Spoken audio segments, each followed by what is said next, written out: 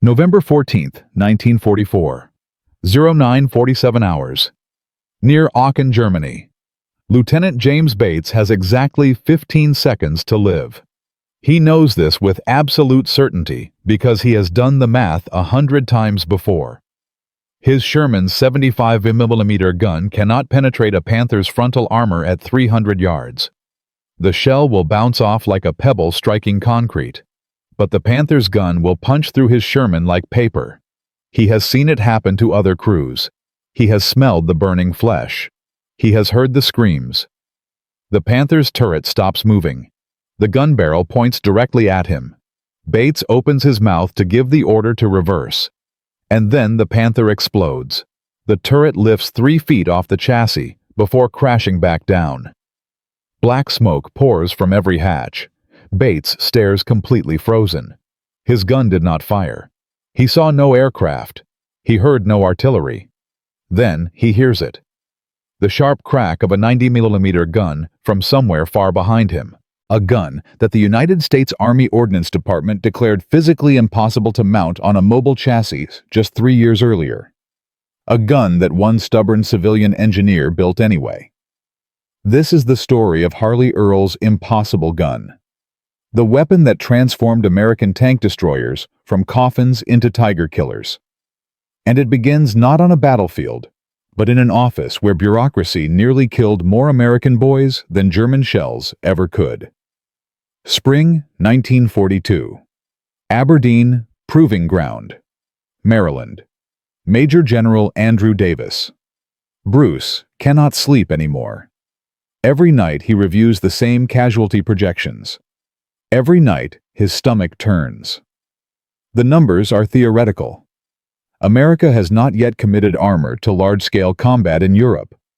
But British intelligence from North Africa tells him everything he needs to know. German Panzer forces are fielding monsters. The Panzer Mark V Panther, the Panzer Mark VI Tiger. These are not the tanks American doctrine was designed to fight. These are 45-ton and 54-ton beasts with thick sloped armor and guns that can kill from 2 kilometers away. The standard American M4 Sherman carries a 75mm gun designed for infantry support. Against a Tiger's frontal armor, it is useless. The British learned this at Gazala. One Tiger destroyed 12 British tanks before withdrawing. One tank, 12 kills. The math is simple and terrifying. American factories can outproduce Germany 20-1. But every Sherman contains 5 American boys. Farm kids from Iowa, factory workers from Detroit, college boys from New York. Bruce does not see production numbers. He sees body bags. He sees telegrams to mothers. He sees flag-draped coffins. The solution seems obvious. America already has the 90mm M1 anti-aircraft gun. It fires a 24-pound shell at 3,000 feet per second. It can punch through 6 inches of armor at 1,000 yards. That is enough to kill a Tiger from the front, enough to engage a Panther from distances where the German cannot shoot back. But there is a problem. The 90mm gun weighs 19,000 pounds. When it fires, it generates 30 tons of recoil force. It requires a fixed mount with outriggers and ground spades. Putting it on a mobile tank chassis violates basic physics. Bruce orders the Ordnance Department to investigate anyway. Their answer comes back in June. 37 pages of calculations and analysis. The conclusion is absolute. Impossible. The recoil would shatter any chassis. The weight would overwhelm any suspension. The turret ring would need complete redesign. Production would be delayed for months. Bruce reads the report twice. He knows the engineers are not wrong. But he also knows American boys are going to die. He needs someone who does not accept impossible as an answer. Harley Earl is nobody. In spring 1942, he is 38 years old, stocky, thinning hair, wire-rimmed glasses. He looks like a small-town accountant, not an engineer who will save thousands of lives. Before the war, Earl designed industrial machinery. Hydraulic presses, mining conveyors, equipment that handled massive forces other engineers said could not be managed. He built a career on solving problems everyone else called impossible. In 1941, the Army recruited him to work on tank destroyers at Aberdeen. He spent 6 months making small improvements to the M10. Good work, careful work, invisible work. Then General Bruce handed him the Ordnance Department's report. Earl took it back to his cramped office in a converted warehouse. He read it for 3 days straight, made notes on a yellow legal pad. The Ordnance Department was technically correct. Every objection was valid, if you accepted their assumptions. Earl did not accept assumptions. He questioned them. That was his gift. On the 4th day, he started sketching.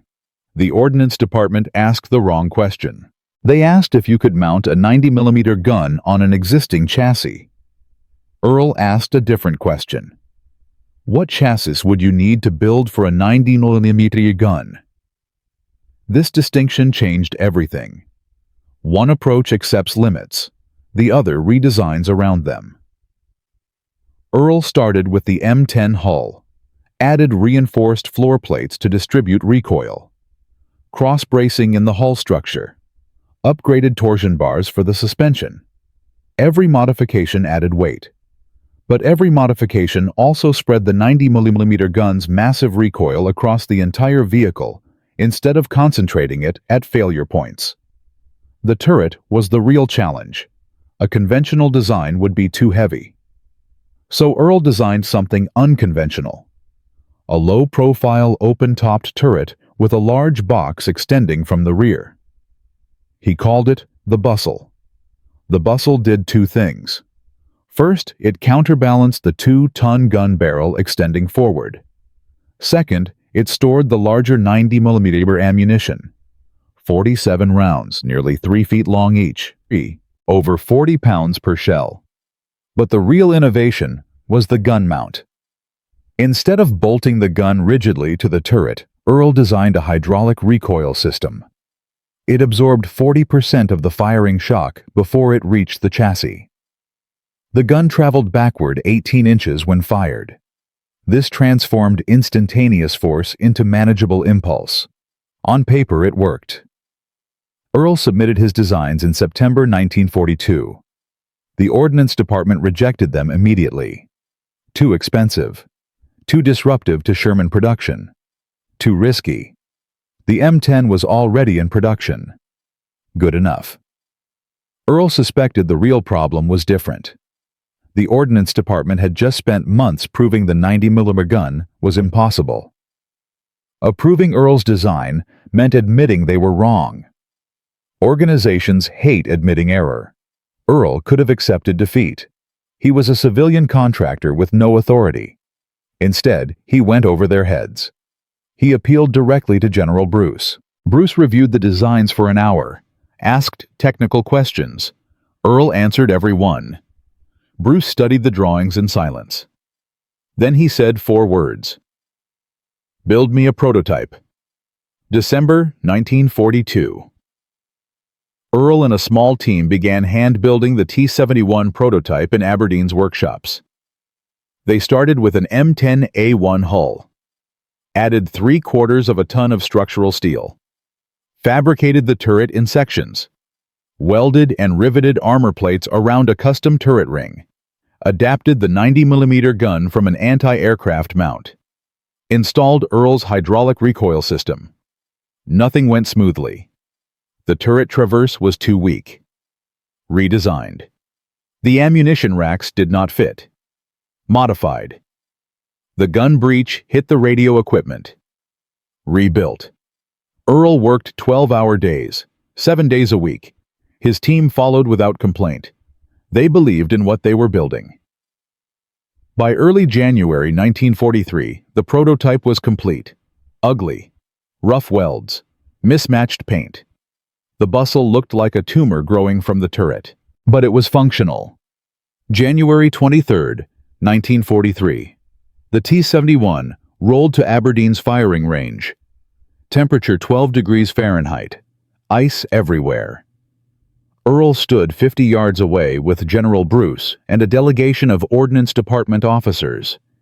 The same officers who said this was impossible. The test crew climbed in. Volunteers who knew the chassis might fail catastrophically. The gunner loaded a 90mm armor-piercing round. Earl had checked his calculations hundreds of times. 95% certain the chassis would hold. 95% is not 100%. If the chassis shattered, the crew could die. His career would end. The gunner's voice crackled over the radio. "Ready to fire." Bruce glanced at Earl. Earl nodded. "Fire when ready." 3 seconds of silence. Then the 90mm gun fired. The sound was not just loud. It was physical. A crack that compressed the air and echoed off the hills. The vehicle rocked backward. Tracks slid 6 inches across frozen ground. Dust and smoke exploded from every seam. Earl stopped breathing. Then the driver's hatch opened. Sergeant Michael Romano climbed out grinning. She held together. Loud as hell, but she held. They fired 47 more rounds that day. The chassis held every time. Against test plates, simulating Tiger armor penetration, confirmed at 1,000 yards. At 1,500 yards, still 4 inches of penetration, enough to kill any German tank from the front. The impossible was now possible. The Ordnance Department officers said nothing. They had no words. Earl had just destroyed their 37-page report with cold, hard steel and physics. But Earl did not celebrate. He knew what came next: bureaucracy, politics, delays. The Army designated the design M36 and approved it for production. Then they assigned it low priority. Sherman production remained the absolute priority. The generals believed overwhelming numbers of adequate tanks would win the war. Maybe they were right about winning, but adequate tanks meant dead crews. The first M36 rolled off the assembly line in April 1944. By then, American armor was already bleeding in Italy. The lessons were being learned in blood. D-Day came in June. American Shermans hit the beaches. Then they hit the hedgerows of Normandy, and the killing began. The hedgerows were a nightmare. Centuries of French farming had created dense walls of earth and vegetation. 4 to 6 feet high. Each field was a fortress.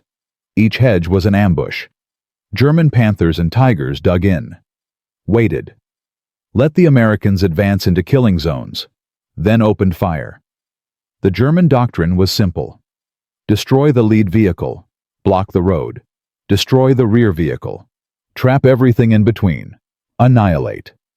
The mathematics were obscene.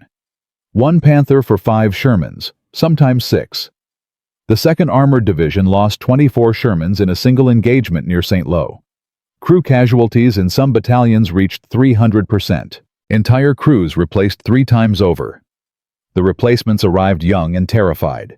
They knew they were climbing into coffins with engines. Lieutenant Colonel James Taylor commanded the 899th Tank Destroyer Battalion. His M10s mounted 3-inch guns. Against Panthers, they needed close range or flank shots. Against Tigers, they were nearly useless. On August 8th, near Mortain Taylor's unit, engaged 5 Tigers. The fight lasted 2 hours. They destroyed 1 Tiger. They lost 6 M10s, 11 men dead, 17 wounded. Taylor wrote in his report words that would haunt the Army. "We are bringing knives to a gunfight. We need better guns." His report went up the chain. Where are the M36s? The answer came back. Limited numbers. Maybe by October. Taylor's men kept dying. August. September. More hedgerows. More Panthers. More telegrams home. Then on September 25, 1944, 18 M36 Jacksons arrived. Not enough. Barely half strength. But the crews treated them like gold. Staff Sergeant Robert Early climbed into an M36 for the first time. Looked at the massive 90mm gun. Felt something he had not felt in 8 months. Hope. Finally, he thought. Finally, we can fight back. 1 week of intensive training. Then they moved to the front. October 3, 1944, near Aachen. Baker Company supporting the 1st Infantry Division. 3 M36s positioned 1,000 yards behind the Sherman column, and then the Panther emerged from the tree line 300 yards ahead of Lieutenant Bates. You know what happened next? The Panther turned. The gun pointed at Bates. 15 seconds to die. Then Sergeant Harold Hightower fired from 1,000 yards away. The 90mm round punched through the Panther's side armor like it was not there. The ammunition inside cooked off. The turret lifted. 3 Germans died instantly. 1 crawled out on fire. Bates walked back to the Jackson on shaking legs. "You saved my life," he told Hightower. Hightower looked down at him, face smudged with powder residue. "That is what this gun is for. About damn time we got one that could do the job." The M36 Jackson had arrived, but the real test was coming. In December, Hitler would launch his last desperate offensive, the Battle of the Bulge. Panzer spearheads smashing through American lines, and standing in their path would be Harley Earl's impossible gun. Would it be enough? Could a handful of Jacksons stop the greatest German armored assault since 1940? In Part 2, we will witness the desperate fighting at Bastogne. We will see M36 crews engage Tigers at ranges that would have meant certain death just months earlier, and we will learn the true cost of the 18-month delay. How many American boys died waiting for the impossible gun? The answer will haunt you. In Part 1, we met Harley Earl, a civilian engineer nobody had heard of, a man who built what the United States Army Ordnance Department declared physically impossible. A 90mm gun mounted on a mobile tank destroyer chassis. On January 23, 1943, his prototype fired 47 rounds without failing. The impossible became possible. But proving a concept and getting weapons into soldiers' hands are two very different things. The Ordnance Department had just been humiliated. 37 pages of expert analysis destroyed by one stubborn engineer with a slide rule. Organizations do not forget humiliation. They do not forgive it, and they certainly do not reward it. Between January 1943 and September 1944, while Earl's design sat in bureaucratic limbo, approximately 4,200 American tank and tank destroyer crewmen died in combat.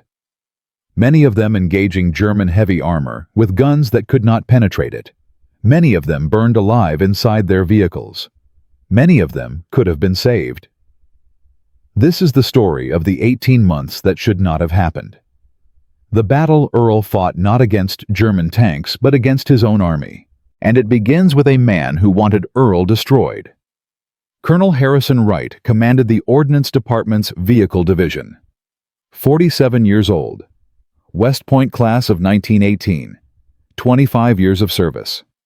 A career built on careful decisions and proper channels. Wright had personally approved the 37-page report declaring the 90mm tank destroyer impossible. He had signed his name to it. He had presented it to General Bruce. And now, Harley Earl, a civilian contractor with no military rank and no institutional loyalty, had made him look like a fool.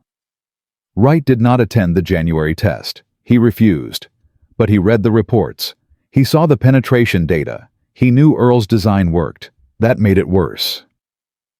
In February 1943, Wright called a meeting of the Vehicle Division Review Board. Earl was summoned. He walked into a room of 12 uniformed officers. Wright sat at the head of the table. No one offered Earl a chair. Mr. Earl Wright began.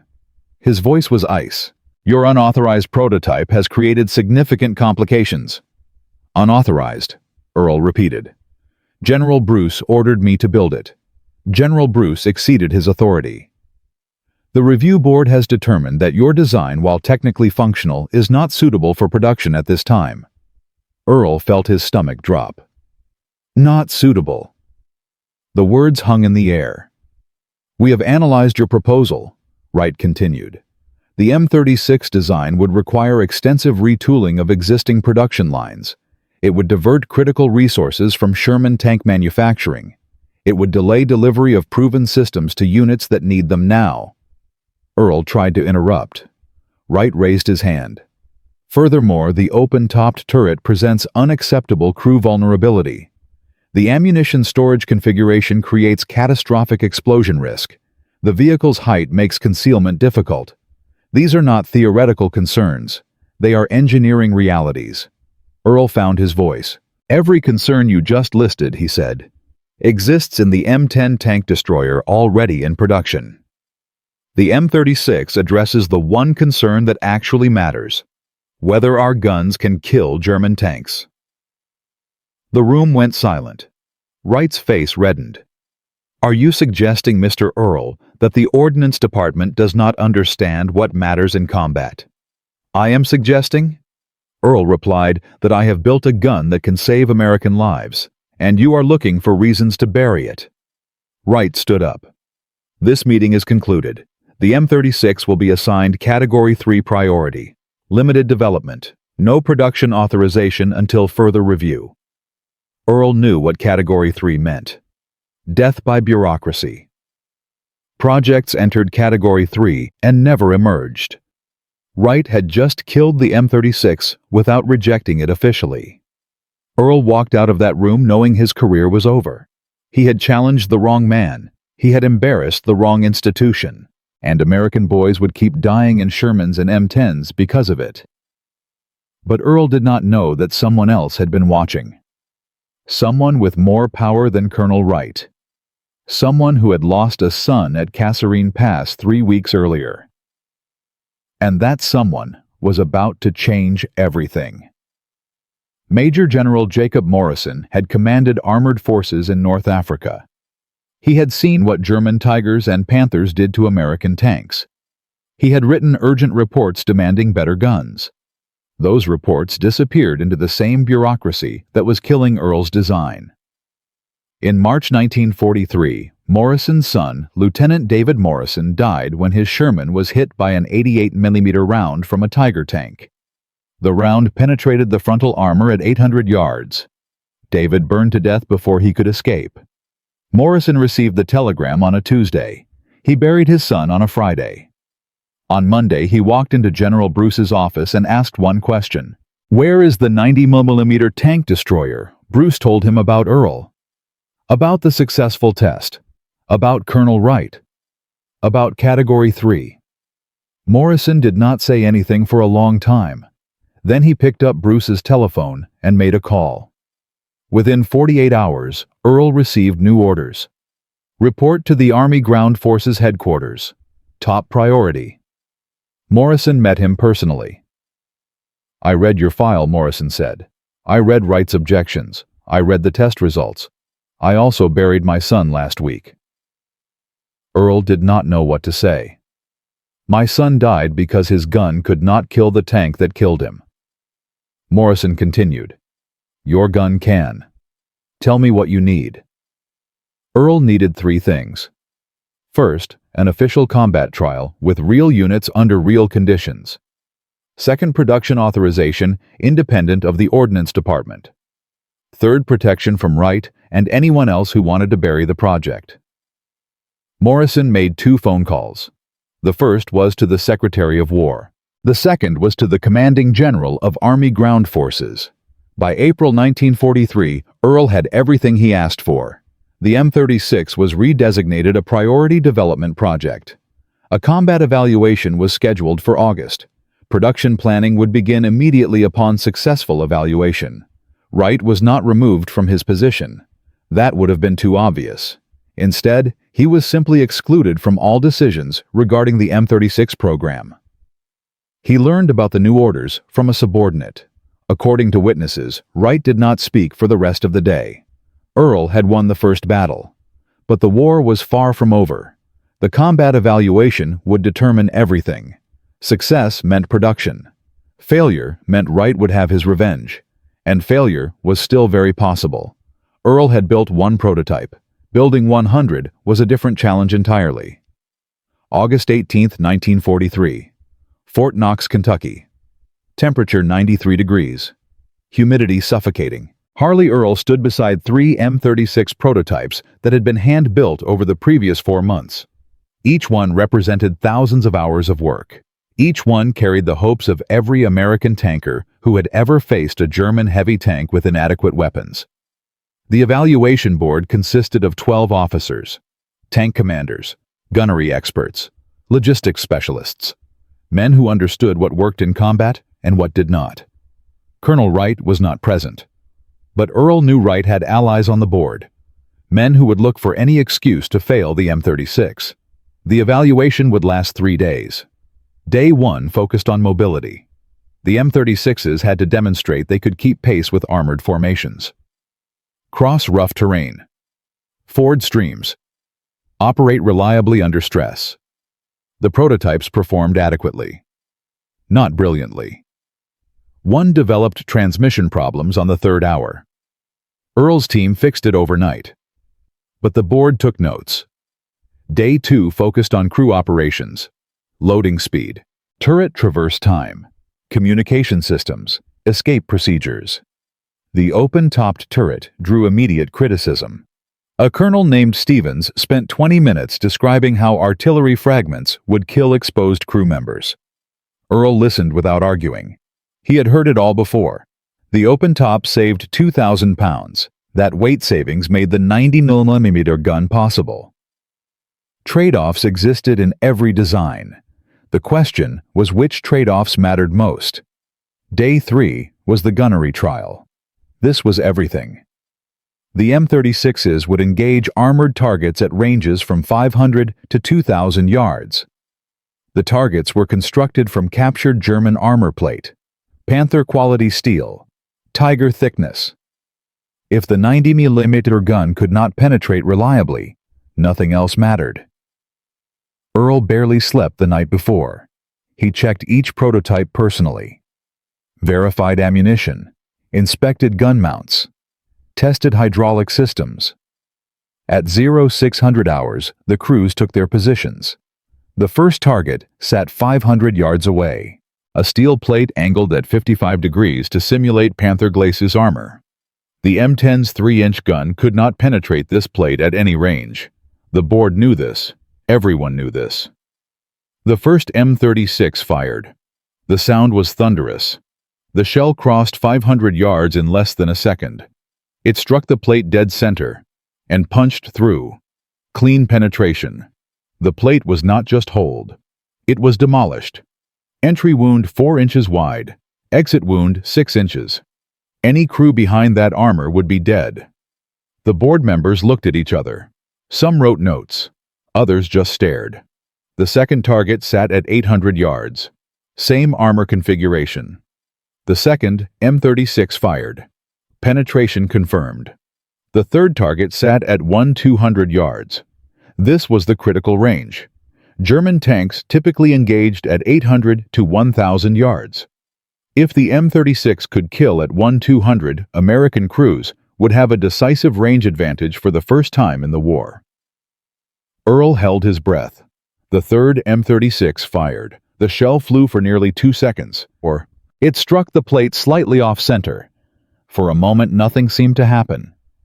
Then the evaluation team approached the target. Complete penetration. The shell had not just pierced the armor. It had continued through and buried itself in the sand berm behind the target. Colonel Stevens, the officer who had criticized the open turret, walked back from the target slowly. He stopped in front of Earl. "Mr. Earl," he said, "I have commanded tanks for 15 years. I have seen a lot of weapons. I have never seen anything like this." Stevens extended his hand. Earl shook it. His own hand was trembling. The gunnery trial continued for 6 more hours. 27 shots at ranges up to 1,800 yards. 24 penetrations confirmed. The 3 failures were all at maximum range against the thickest armor configurations. Against standard Panther and Tiger armor at combat ranges, the M36 achieved 100% penetration. That evening, the evaluation board voted unanimously to recommend immediate production. The M36 tank destroyer was officially approved, 18 months after Earl first proposed it. 18 months during which American crews had died with inadequate weapons. But approval was only paper. Getting M36s to the front would require something even harder than convincing the board. It would require convincing the men who would actually use them. Production began in October 1943, but production was slow. The factories were optimized for Sherman tanks and M10 tank destroyers. Switching to M36 production meant new tooling, new training, new supply chains. By January 1944, only 47 M36s had been built. Earl pushed for faster production. He sent weekly reports documenting the delays. He identified bottlenecks. He proposed solutions. Most of his suggestions were ignored. The Ordnance Department still controlled production priorities, and the Ordnance Department had not forgotten. Meanwhile, American armor was preparing for the invasion of Europe. D-Day was coming. Every Sherman that rolled off the assembly line was one more tank for Normandy. The generals wanted quantity. They would worry about quality later. Earl tried a different approach. He traveled to Fort Benning, Georgia, where tank destroyer battalions trained before deployment. He brought an M36 with him.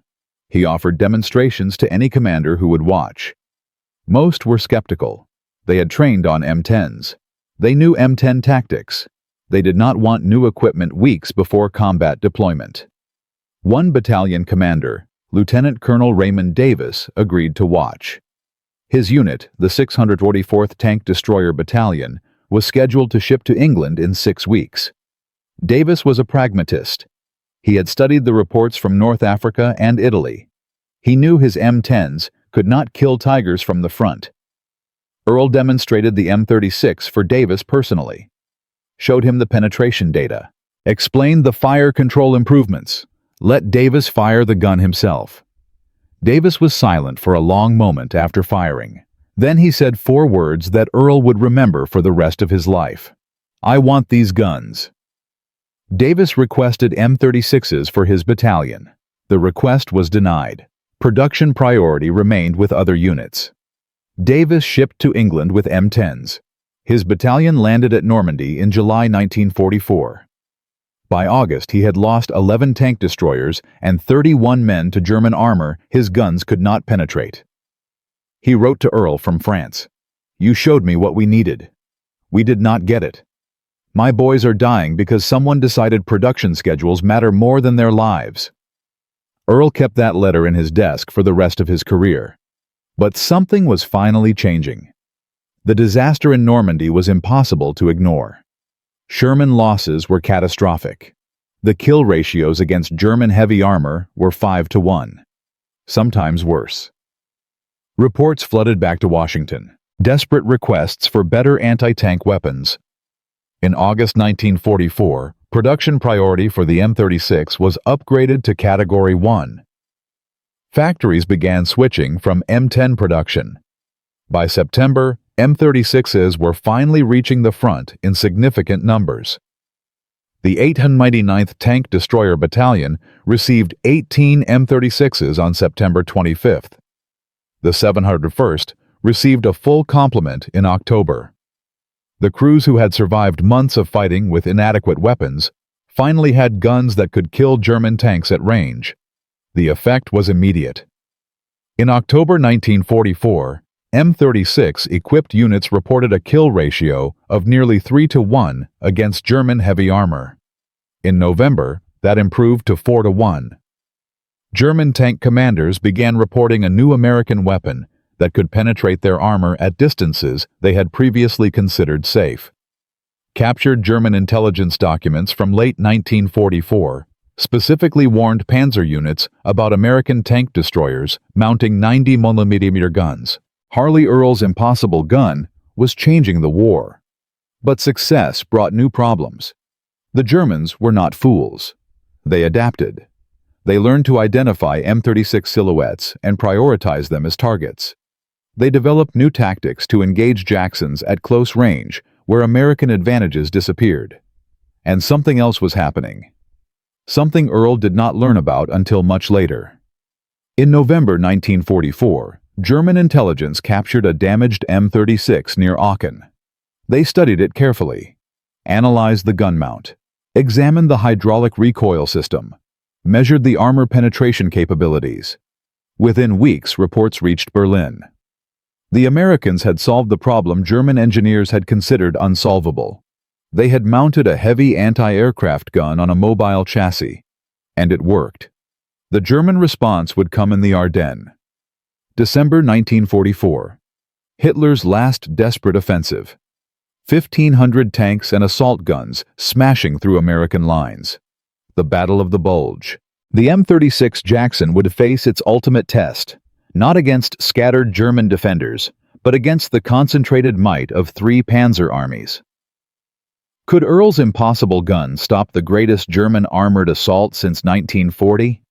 Could a few hundred Jacksons hold the line when everything else was breaking? The answer would be written in blood and fire at places called Bastogne and St. Vith and Malmedy. In Part 3, we will witness the desperate stand at the Bulge. We will see M36 crews fight against impossible odds. We will learn what happens when the impossible gun meets an impossible battle. And we will discover the true price of 18 months of bureaucratic delay. The price measured not in dollars or production schedules, but in American lives. Harley Earl built the impossible, a 90mm gun on a mobile chassis. Every expert said it could not be done. He did it anyway. The Army tried to bury his design. He fought back. He found allies. He won. By September 1944, M36 Jacksons were finally reaching the front. American crews had guns that could kill German heavy armor at 1,000 yards. The kill ratios improved immediately. 3-to-1, then 4-to-1, for the first time since North Africa American tankers had hope. But the Germans were watching. In November 1944, German intelligence captured a damaged M36 near Aachen. They studied it. They measured it. They understood what it meant. The Americans had solved a problem German engineers thought unsolvable. Berlin received the reports, and Berlin began planning a response. Not a technological response. Something far more devastating. The greatest German armored offensive since 1940. 1,500 tanks, 3 panzer armies. One objective: smash through the American lines in the Ardennes, split the Allied forces, capture Antwerp, and destroy those deadly American tank destroyers before they could change the war. The Battle of the Bulge was coming, and Harley Earl's impossible gun was about to face its ultimate test. December 1944. The Ardennes Forest. American intelligence believed this sector was quiet, a rest area for exhausted divisions, a place where new units could train before facing combat. They were catastrophically wrong. On December 16th at 0530 hours, German artillery opened fire along an 80-mile front. 20 minutes later, 200,000 German soldiers advanced through the fog. The Americans were completely surprised. Units that had expected a quiet Christmas found themselves fighting for survival. The German plan was audacious. Strike through the thinly held Ardennes. Capture the road junctions at St. Vith and Bastogne. Race to Antwerp before the Allies could react. Cut the Allied armies in half. It almost worked. In the first 48 hours, German Panzer spearheads advanced over 30 miles. American units were overrun. Entire battalions surrendered. Others simply disappeared into the chaos. The fog and snow grounded Allied aircraft. German tanks rolled forward without fear of air attack. But the Germans had a problem they had not anticipated. Scattered throughout the American lines were M36 Jackson tank destroyers. Not many. Perhaps 200 in the entire Ardennes sector. But enough. On December 17th, near Stavelot, a platoon of 4 M36s from the 823rd Tank Destroyer Battalion encountered a German column. 14 Panther tanks, 6 armored half-tracks, infantry in support. The odds were impossible. 4 against 14. But the M36 crews had something the Germans did not expect. Range. The Jacksons opened fire from 400 yards. The first Panther exploded before its crew even identified the threat.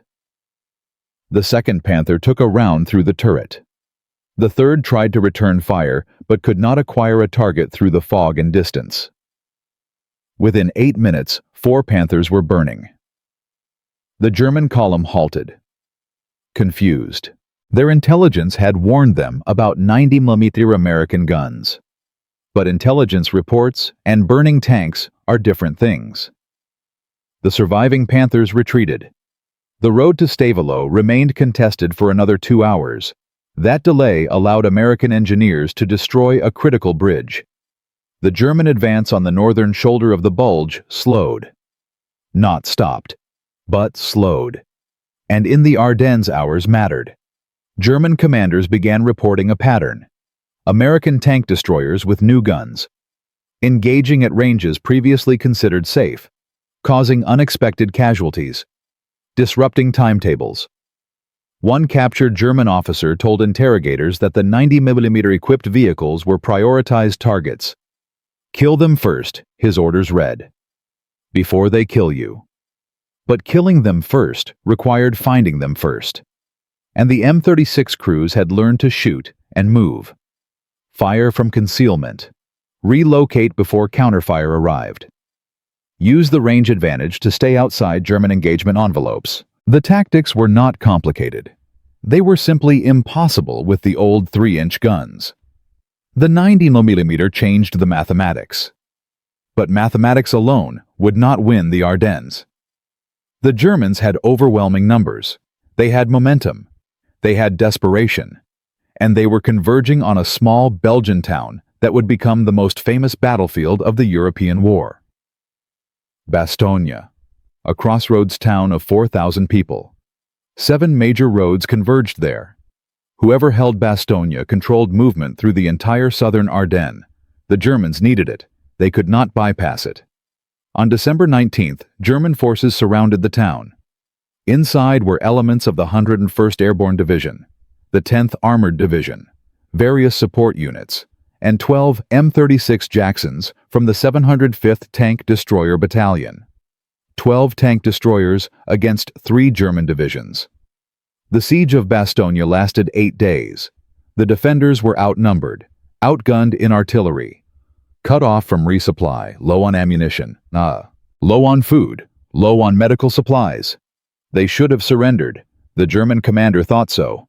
On December 22nd, he sent surrender terms. The American reply became legend. One word: nuts. But legends do not stop tanks. What stopped tanks at Bastogne was firepower. The M36 Jacksons of the 705th were positioned at key road junctions around the perimeter. Each junction was a potential breakthrough point. Each breakthrough could mean annihilation. On December 23rd, the weather cleared. Allied aircraft began supply drops and ground attacks. But the Germans made one final major assault on Christmas Day. They threw everything they had at the western perimeter. 18 Panther tanks, 7 Panzer IV tanks, infantry in battalion strength. The attack began at 0730 hours. 2 M36 Jacksons commanded by Sergeant James Hendricks and Corporal William Torres held positions overlooking the Champs Road. They had 14 rounds of 90mm ammunition between them. 14 rounds against 25 tanks. The Panthers advanced in column along the road. Standard German doctrine. Concentrate force. Overwhelm the defenders. Exploit the breakthrough. Hendricks let them close to 800 yards. Then he fired. The lead Panther stopped. Smoke poured from the engine deck. The second Panther tried to go around. Torres fired. Direct hit. Turret penetration. The tank brewed up immediately, fire and ammunition cooking off inside. The German column bunched up, vehicles trying to maneuver around burning wrecks. Hendricks fired again. Another hit. Torres fired. Another hit. 4 tanks burning in less than 3 minutes. The German infantry dismounted and scattered. The remaining Panthers began to reverse, but the road was narrow. The ditches were deep. 2 more Panthers threw tracks trying to turn around, sitting targets. Hendricks and Torres did not waste ammunition. Let the aircraft have them. By 0815 hours, the attack had collapsed. 6 Panthers destroyed, 2 immobilized. The infantry retreated, the western perimeter held. Hendricks later reported his emotions at that moment. "I thought we were dead," he wrote in his after-action report. 25 tanks coming at us, 14 rounds. But those 14 rounds did the job. The 90mm did the job. I do not know who designed that gun, but I would like to buy him a drink. The Christmas Day attack was the last major German effort against Bastogne. On December 26th, elements of Patton's Third Army broke through from the south. The siege was lifted. The 705th Tank Destroyer Battalion received a Presidential Unit citation for their defense. 12 Jacksons, 8 days, against 3 divisions. They had destroyed or disabled 23 German armored vehicles. They had lost 2 of their own. The kill ratio was better than 10-1. Bastogne held because paratroopers refused to surrender. Because artillery crews fired until their barrels warped. Because cooks and clerks picked up rifles and fought. But it also held because 12 M36 Jacksons could kill German tanks at ranges the Germans did not expect. The impossible gun had proven itself at the most critical moment of the European war. But Bastogne was not the only place M36s made a difference. Across the entire Bulge tank, destroyer battalions equipped with 90mm guns reported extraordinary results. The 814th Tank Destroyer Battalion at St. Vith claimed 19 confirmed kills in 4 days. The 629th at Houffalize destroyed 14 German tanks while losing 3 of their own. The cumulative effect was significant. German armored losses in the Ardennes exceeded 600 tanks. Not all from M36s. Not even most. Artillery accounted for many. Aircraft accounted for more after the weather cleared. But the tank destroyers contributed something numbers alone cannot capture. They denied the Germans freedom of maneuver. Every road junction became a potential death trap. Every ridgeline might hide a 90mm gun. German tank commanders who had grown accustomed to outranging American vehicles suddenly found themselves vulnerable at distances they had considered safe. The psychological impact was substantial. Captured German documents from January 1945 reveal explicit warnings about American tank destroyers. Avoid engagement at ranges exceeding 800 meters. One tactical bulletin advised. American 90mm guns can penetrate Panther frontal armor at this distance. Close range engagement is essential, but closing range meant exposing flanks, meant navigating terrain under fire, meant taking casualties. The M36 did not give German tank crews an easy choice. It gave them 2 bad choices. And that was the point. By the end of January 1945, the Battle of the Bulge was over. The German offensive had failed. Hitler's last gamble had cost him irreplaceable men and machines. The Western Front would never seriously threaten Allied victory again. How much did the M36 contribute to that outcome? Impossible to quantify precisely. But the commanders who were there had opinions. Lieutenant Colonel Raymond Davis, the same officer who had requested M36s before Normandy and been denied, finally received them in January 1945. His battalion used them during the Allied counteroffensive. "We had spent 6 months fighting with inadequate weapons," Davis wrote later. 6 months watching our boys die in M10s because our guns could not penetrate German armor. Then we got the Jacksons, and everything changed. Not just the kill ratios, the confidence. My crews believed they could win. That belief matters more than any statistic. The ripple effects spread quickly. After the Bulge, every tank destroyer battalion in Europe demanded M36s. Production finally accelerated to 300 vehicles per month. By April 1945, over 1,000 M36 Jacksons were in service. The 90mm gun became the standard American anti-tank weapon. It would remain so for decades. The M36's success also influenced tank design. The M26 Pershing heavy tank, which began reaching Europe in February 1945, mounted a 90mm gun based on the same M3 design Earl had championed. The gun that was impossible in 1942 became essential by 1945. German commanders noticed the change.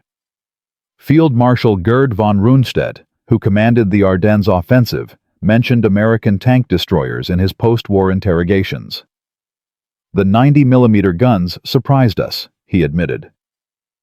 "Our intelligence reported their development, but we did not appreciate their effectiveness until we faced them.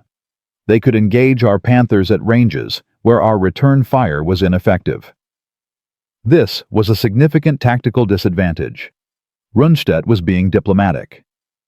The tactical disadvantage he described had cost Germany hundreds of tanks and thousands of men. It had contributed to the failure of the last German offensive in the West. It had shortened the war. The M36 Jackson served until the end. The last confirmed tank kill by an M36 in the European theater occurred on May 4, 1945, near the Austrian border. A Panther. Range 100 yards. The war in Europe ended 4 days later. But the M36's service was not finished. Within 2 months, M36s were being shipped to the Pacific, then to Korea, then to Yugoslavia, then to Pakistan.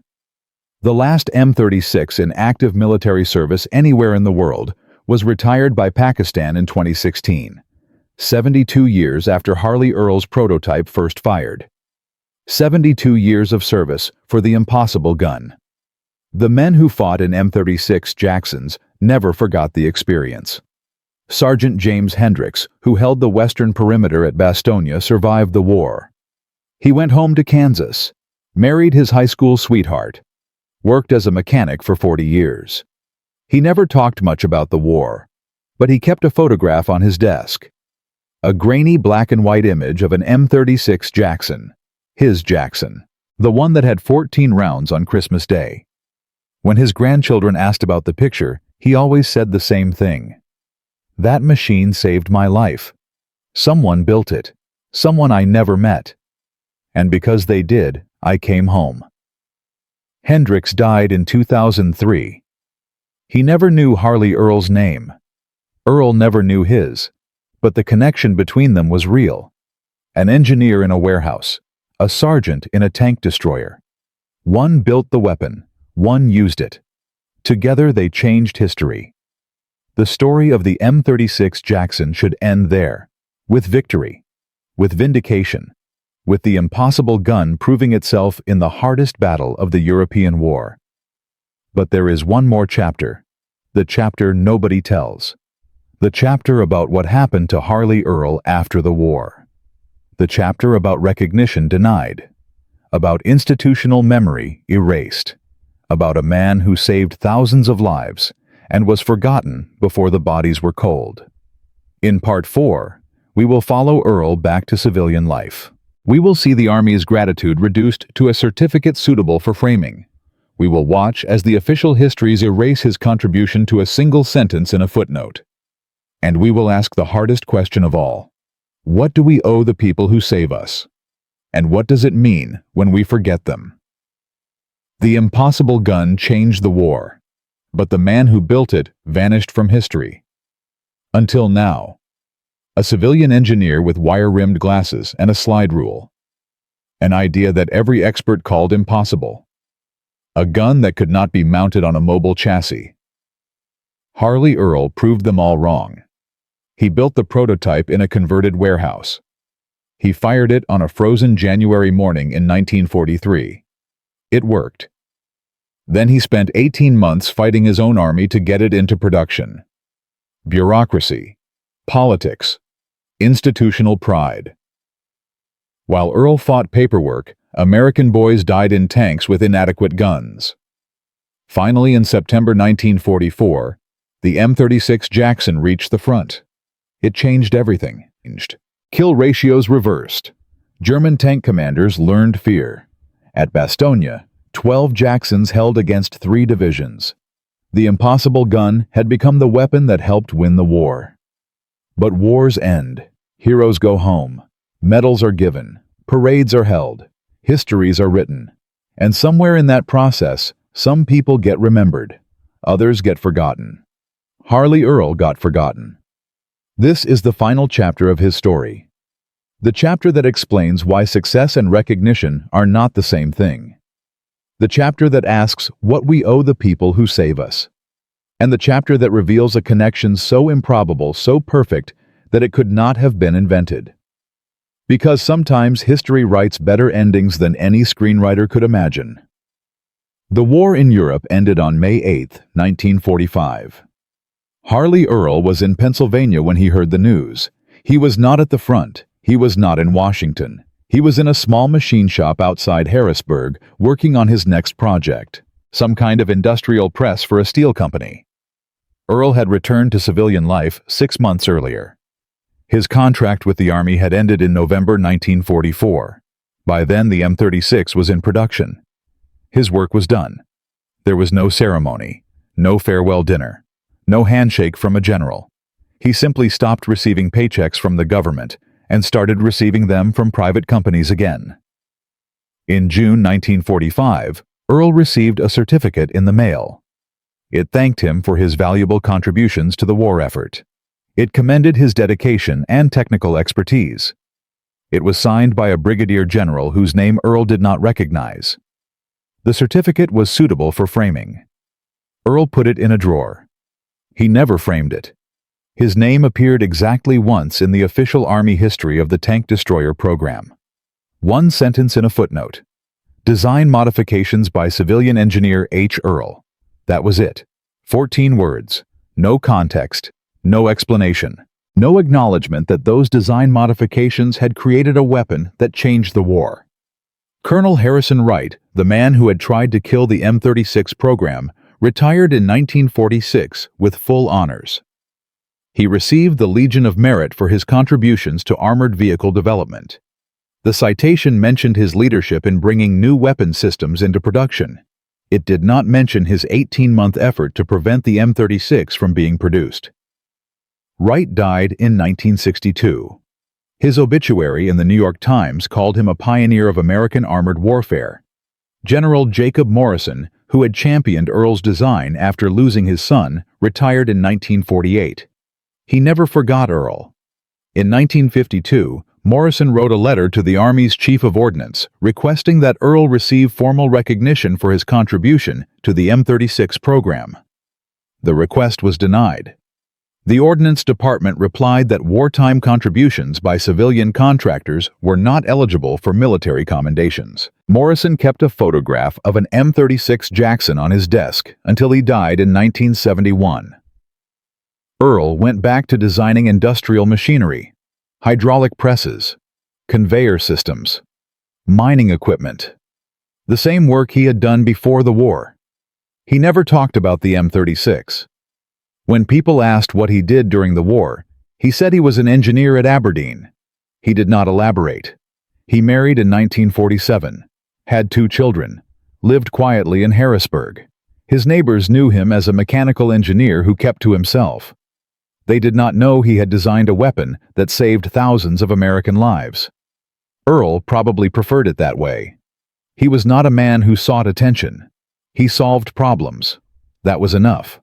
But recognition is not just about the person being recognized. It is about the society doing the recognizing. It is about what we choose to remember, what we choose to value, what we choose to teach the next generation. And by that measure, we failed Harley Earl completely. The M36 Jackson did not disappear when World War II ended. It was too effective, too useful, too proven. Within months of victory in Europe, M36s were being shipped to the Pacific for the planned invasion of Japan. The atomic bombs ended that necessity. But the Korean War brought the Jackson back to combat. In July 1950, North Korean T-34 tanks rolled south. They were Soviet-designed, medium tanks. Good machines. Dangerous in the hands of determined crews.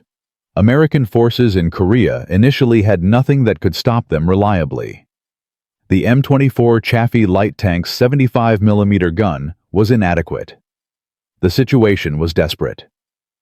Then the M36 Jacksons arrived.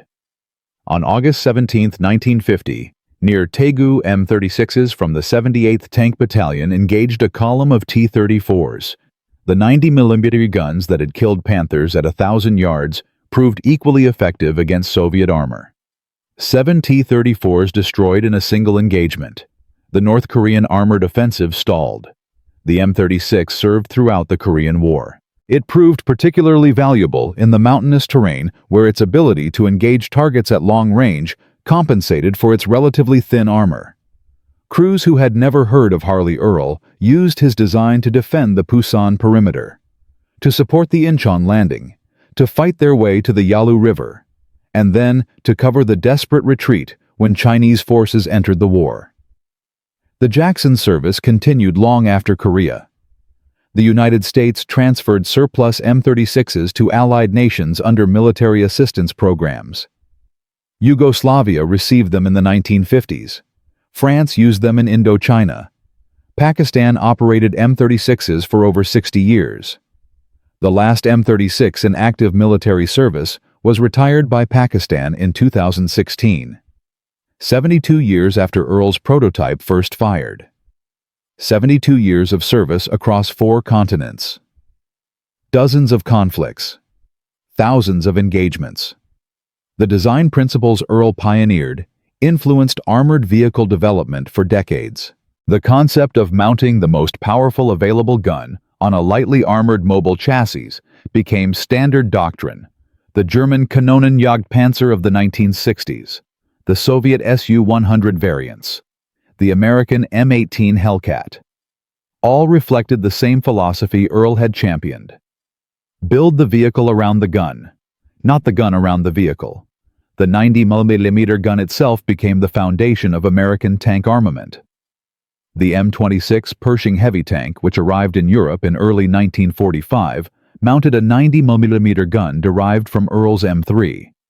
The M46, M47, and M48 Patton tanks all used 90mm main guns. For 20 years after World War II, the 90mm was the primary American tank weapon. Millions of rounds fired in training. Thousands fired in combat. All tracing back to the gun that the Ordnance Department said could not be mounted on a mobile chassis. How many lives did Earl's design save? The calculation is impossible to make precisely. But consider this. During the Normandy campaign, American armored vehicle crews suffered casualty rates approaching 300% in some battalions. After the M36 reached the front, casualty rates in tank destroyer battalions dropped by roughly half. That reduction held through the rest of the European War, through Korea, through decades of Cold War service. Conservative estimates suggest the M36 and its design successors saved at least 15,000 American lives during their service. 15,000 soldiers who came home. 15,000 families that were not shattered.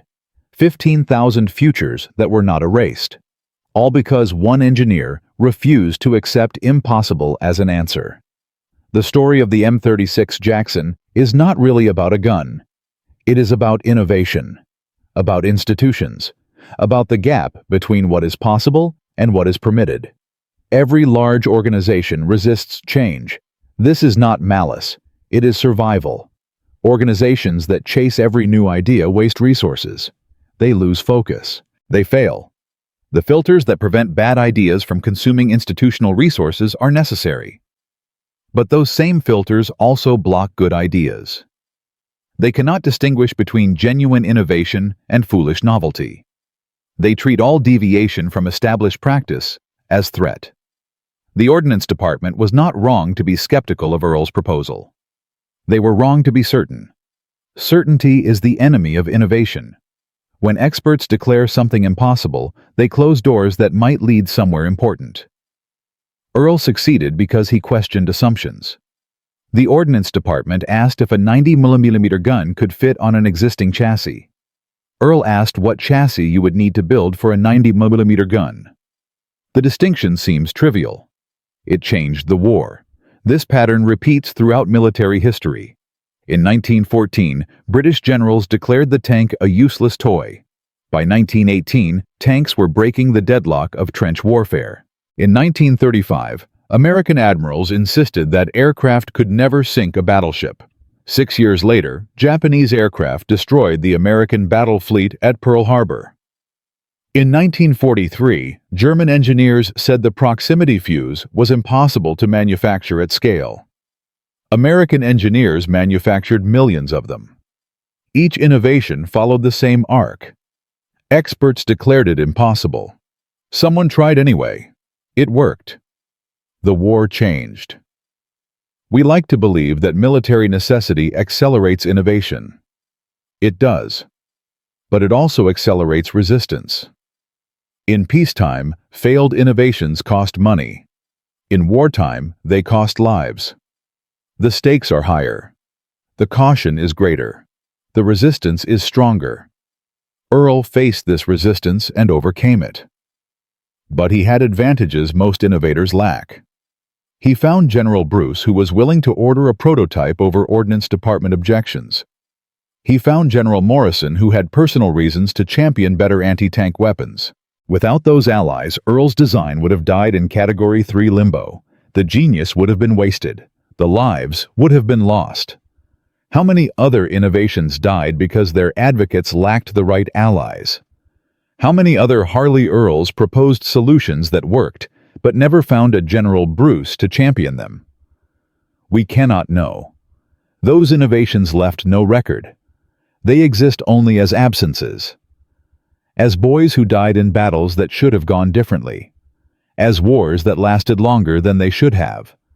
As costs we cannot calculate because we do not know what we lost. In 1967, a military historian named Robert Crane was researching American armored vehicle development for a book on World War II tank warfare. He found references to Earl in declassified Ordnance Department files. Intrigued, Crane tracked Earl down in Harrisburg. Earl was 63 years old, retired, living quietly with his wife. He agreed to an interview. The interview lasted 2 hours. Crane took extensive notes. Most of the conversation covered technical details of the M36's development. But near the end, Crane asked a question that produced an unexpected response. "Do you have any regrets about your work on the M36? Earl was quiet for a long moment. Then he said something Crane never forgot. "I regret the 18 months, from January 43, when we proved it worked, to September 44, when they finally got to the front. Those 18 months. I think about them sometimes. I think about the boys who died in M10s and Shermans during those months. Boys who could have had better guns. Boys who could have come home. I did not kill them. The Germans killed them. But I wonder sometimes if I could have pushed harder, found another way, made it happen faster." Crane noted that Earl's voice was steady throughout this statement. He was not crying. He was not emotional. He was simply stating what he believed to be true. Then Earl said one more thing. "I received letters after the war. From boys who used the M36. Not many. Maybe a dozen. They said thank you. They said the gun saved their lives. I kept those letters. They meant more to me than any certificate the Army sent. Because those boys understood what I was trying to do. I was not trying to build a weapon. I was trying to bring them home." Crane published his book in 1971. The section on the M36 included some of Earl's quotes. But the book sold poorly. It went out of print within 2 years. Earl's words disappeared into academic obscurity. Earl himself died on March 14, 1974. He was 70 years old. His obituary in the Harrisburg newspaper mentioned that he was a mechanical engineer who had worked on military projects during World War II. It did not mention the M36. It did not mention the impossible gun. It did not mention the thousands of lives his design had saved. His widow donated his papers to the Army Ordnance Museum at Aberdeen, including the letters from veterans. Those letters sat in archive boxes for decades, rarely accessed, slowly yellowing. Then something remarkable happened. In 2003, Sergeant James Hendricks died in Kansas. He was 81 years old. Hendricks was the tank destroyer commander who had held the western perimeter at Bastogne with 14 rounds of ammunition on Christmas Day 1944. His family was cleaning out his house when they found a box of old military documents. Among them was a letter Hendricks had written, but apparently never sent. It was addressed to Harley Earl, Harrisburg, Pennsylvania. The letter was dated February 1945. Hendricks had written it from a hospital in Belgium where he was recovering from frostbite. The letter said, "Dear Mr. Earl, I do not know if this letter will find you. I do not even know if Earl is your real name or if you are still alive. But I have been told that you are the engineer who designed the M36 tank destroyer.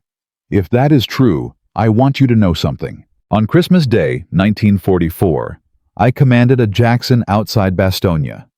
We had 14 rounds. 25 German tanks came at us. We killed 6 and stopped the attack. I am alive because your gun worked. The men in my crew are alive because your gun worked. I do not know how to thank you for that. I do not know if thank you is even the right word for something like this. But I wanted you to know that what you built mattered. It mattered to me. It mattered to my crew. It mattered to every man we saved by stopping those tanks. I am going home soon. I am going to marry my girl. I am going to have a life, and every day of that life I will owe to you. Sincerely, Sergeant James Hendricks, 705th Tank Destroyer Battalion. Hendricks never sent the letter. Perhaps he did not know how to find Earl. Perhaps he felt awkward about sending it. Perhaps he simply forgot, as the chaos of war gave way to the chaos of peace. The letter sat in a box for 58 years. When Hendricks' family found it, they contacted the Army Ordnance Museum. The museum archivists made a remarkable discovery. Among the letters in Earl's donated papers was a blank envelope addressed to James Hendricks, Kansas. Earl had apparently tried to write back to someone named Hendricks, but never completed or sent the letter. 2 men, one who built the weapon, one who used it. Both had tried to reach across the distance between them. Both had failed. They died without ever knowing the other had tried. From a civilian engineer with a slide rule and a stubborn streak to the weapon that changed the war. Harley Earl proved that impossible is just a word people use when they have stopped thinking. He designed a gun that killed German tanks at 1,000 yards. He fought his own army to get it into production. He saved thousands of American lives and received a certificate suitable for framing. He was forgotten before the bodies were cold. But the men who used his weapon remembered. Sergeant Hendricks remembered at Bastogne. Sergeant Early remembered in the hedgerows.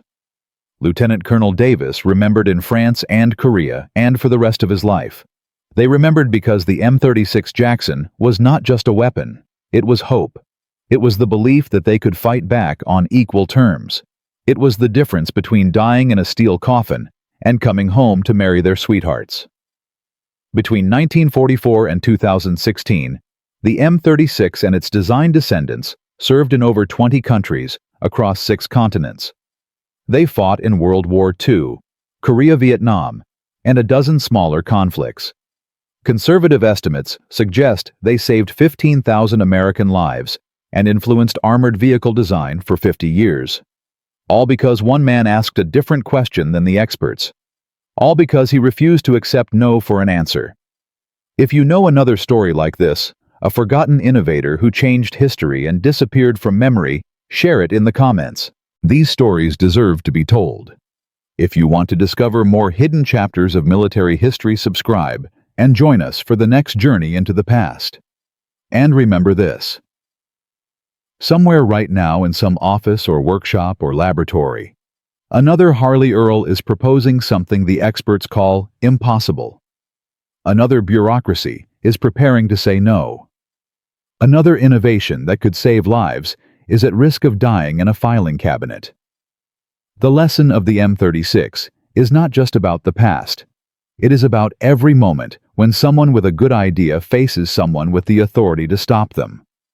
It is about what we lose when we let certainty defeat curiosity. Harley Earl never became famous. He never received the recognition he deserved. But the boys who came home because of his gun, they knew. And now, so do you. Sometimes the people who save us are the ones we never hear about. Sometimes the greatest victories are won not on battlefields, but in workshops and warehouses by people whose names are forgotten before the ink is dry. Harley Earl was one of those people. He built the impossible, he brought boys home, and he vanished from history. Until now. Remember his name. Remember what he did. And the next time someone tells you something is impossible, ask yourself, are they certain, or have they just stopped thinking?